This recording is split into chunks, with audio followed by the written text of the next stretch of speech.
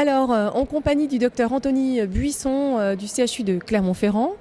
On est aux 35 ans de l'AFA avec cette remise de bourse. Vous avez reçu une bourse de l'AFA pour un projet qui a été sélectionné par le comité scientifique. Alors ce projet, il s'agit finalement de trouver des marqueurs de l'inflammation dans la rectocolite hémorragique et en particulier par une simple prise de sang. Expliquez-nous un petit peu. Alors oui, je suis très heureux d'être là pour cet anniversaire de l'AFA. En pratique, l'objectif des traitements, c'est quoi ? C'est d'essayer de redonner la vie la plus normale aux patients. Et pour ça, il a été montré qu'il fallait évaluer l'inflammation par des marqueurs dits objectifs de manière répétée. Et ça, la coloscopie, c'est pas possible de répéter la coloscopie. Donc l'idée, c'est de trouver des marqueurs mieux acceptés par le patient pour qu'ils soient faisables en pratique.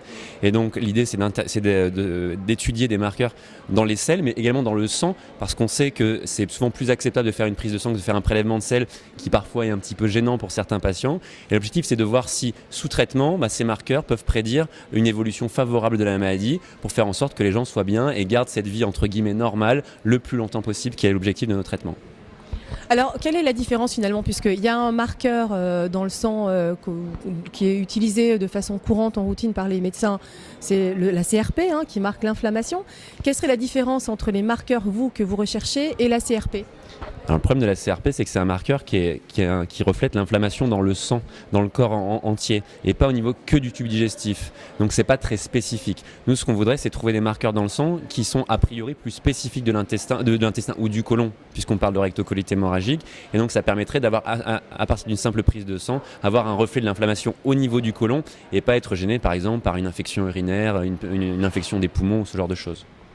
Et alors concrètement, à quoi va vous servir l'argent que l'AFA vous octroie pour cette bourse ? Alors c'est très très important ces bourses AFA parce que ça permet de démarrer des projets. En fait, la recherche actuellement en France, ce qui est difficile, c'est de trouver de l'argent, et l'AFA par ces bourses-là nous permet de débuter les projets plus rapidement, plus facilement, et ça permet d'avoir des résultats plus rapides pour les patients. Donc c'est vraiment un effet booster, ça permet vraiment de lancer des projets, et ça vraiment je remercie l'AFA parce que sans elle on ne pourrait pas lancer ces projets-là. D'accord. Donc, à l'avenir, finalement, c'est parce que c'est ça l'avenir aussi, c'est d'essayer de mieux monitorer, on dit monitorer les maladies et l'inflammation, la rémission, etc., par des biomarqueurs qui vont faciliter ce monitorage, et des biomarqueurs qui ne soient pas forcément des choses qui soient très invasives comme la coloscopie. La coloscopie reste quand même essentielle pour un certain nombre de choses. Oui, tout à fait. Donc la coloscopie, elle est importante. Il faut la faire notamment, actuellement on la fait 6 à 9 mois après notamment le démarrage d'une biothérapie, à 6 mois après une chirurgie. Il y a des moments où la coloscopie est importante. Il ne faut pas dire que c'est un examen qui ne sert plus à rien. C'est important de la faire, mais en pratique quotidienne, on ne peut pas faire des coloscopies trop répétées. Donc c'est pour ça qu'on a besoin de suivre de manière encore plus rapprochée que ça la maladie, et on ne peut pas faire une coloscopie tous les 3 mois. Donc vraiment, ça permet de faire des marqueurs, donc des prises de sang, des prélèvements dans les selles de manière régulière, et puis de temps en temps une coloscopie qui confirme qu'on est sur la bonne voie et qu'on va limiter l'inflammation au niveau de l'intestin et donc le devenir du patient, et notamment sa qualité de vie, ce qui est quand même la chose la plus importante.